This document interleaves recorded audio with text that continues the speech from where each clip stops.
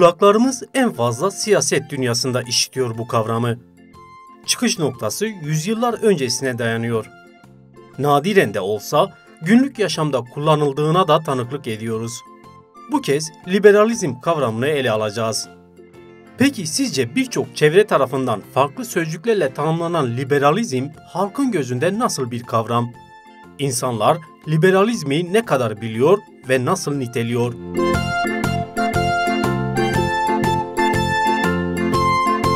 Bireyin özgürlüğü, bireyin düşünce özgürlüğü, inanç özgürlüğünü savunan, sadece bireysellik üzerine kurulan bir dünya görüşüdür. Liberalizm serbest ekonomi anlamına gelir. Yani devlet elinde değil de şahsi bireyler, özel bireyler elinde olan bir durumdur. Liberalizm iktidarların kendi yandaşlarına bol bol ihale vermesidir. Valla temizlik olduğunu düşünüyorum. O başka da bir şey bilmiyorum yani. Yani temizlik de çok güzel bir şeydir yani. Liberalizm bireysel özgürlük üzerine kurulan siyasi felsefe veya dünya görüşüdür. Liberalizm ekonomiyle ilgilidir. Devletin ekonomiye karışmamasıyla ilgili falandır. Liberalizm bir baskı güç demektir. Bu kavramın ortadan kalkması bir ülkenin gelişmesi demektir. Kazan yönteminin esas alındığı, fiyatların piyasa koşulları tarafından belirlendiği, müdahalenin olmadığı ekonomik bir modeldir.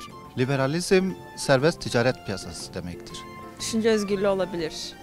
Aklımıza gelen sadece bu şu anlık. Liberalizm kısacası özgür yaşamdır. Serbest ekonomi piyasası diyebiliriz buna. Bir gerçeğin üstünü kapatmaktır. Liberalizm bir nevi kapitalizmin diğer bir versiyonudur. Şu anki işte günümüz birçok ülkesinde etkili olan, genelde batı kaynaklı bir oluşum olup para ve finans üzeri olan bir terim olarak biliyorum. Liberalizm herhangi bir gerçeği kişinin kendi çıkarları üzerine kamufle etmek, üste çıkarmak diye biliyorum. Ben merkeziyetçilik olduğu için toplumdan kopuktur. Yani sadece kendini düşünen, aynı zamanda psikolojik bir narsizmini de beraberinde getiren bir kavram olarak da ele alabiliriz. Ya liberalizm yani mesela bir şeye liberalizm diyebilirler yani. Yani bir o da yani bir arkadaş arasına gelip şöyle ya liberalizmdir, bu memledir. Yani böyle bir şey olabilir yani liberalizm olur.